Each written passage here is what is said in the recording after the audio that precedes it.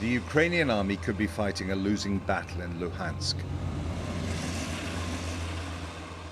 They're committing reserves to the front line. Russian firepower is destroying towns and killing Ukrainian soldiers. One unit went into the line with 240 men and came out with 100 of them killed, wounded, and captured. Bakhmut is a town getting slowly eaten by the war. This week, it's around 3 miles from the Russians, well within range.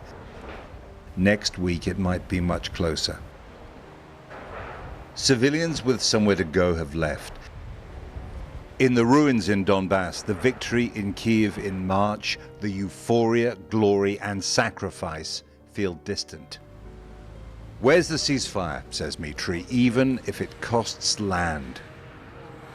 What could it change for me? The main thing is to stay alive. This is just the beginning. Everything is still to come. If we survive, we'll see how it goes. At a safe distance from the front line, civilians were brought to a railway platform for evacuation. Most were too weak and too old to leave before the war swallowed them, and now they're wounded. Lida was rescued from ruined Severodonetsk, almost surrounded by the Russians. Thousands of Ukrainian civilians are still there. The train's been transformed into an ambulance and intensive care unit by MSF, Doctors Without Borders. The intensity of the fighting means the train is running at close to full capacity. The medics work continuous back-to-back trips.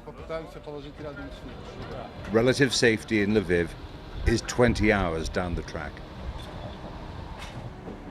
It's an escape capsule from a war that's so hard to predict that the medical teams only know who's coming in the last hours before they leave. Sometimes they're wounded the same morning. Mikhailo from Bakhmut was on the train 6 hours after he was hurt in an airstrike. I saw our soldiers standing nearby and crawled towards them. Then I realized my strength was leaving me and I wouldn't be able to crawl. I got up and started screaming. Even when families survived with them, the lives they led are smashed. My husband and I have lived together for 51 years in peace and harmony, and now it ends so badly. I guess we're running out of time.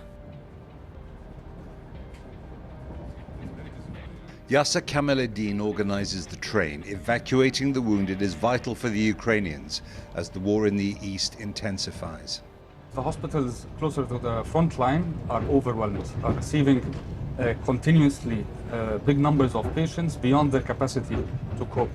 So it's very important for us and for the Ministry of Health here in Ukraine to make sure that these hospitals are always ready to receive more patients, especially war wounded. This war is much more organized now than it was back in February when it started. Not just medical evacuation, though what they're doing on this train is really remarkable, but also where the decisions are made. The generals, the presidents, you get the feeling that they've settled in for a long, hard, attritional struggle.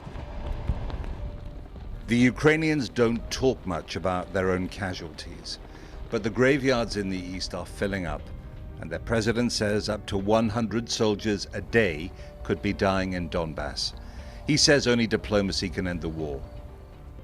His allies, led by the US and UK, want to weaken Putin's Russia permanently. Their critics say they'll fight to the last Ukrainian.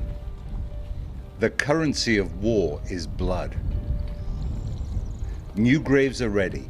As they're filled, more Ukrainians will question the blood price they're paying and ask how much a ceasefire will cost.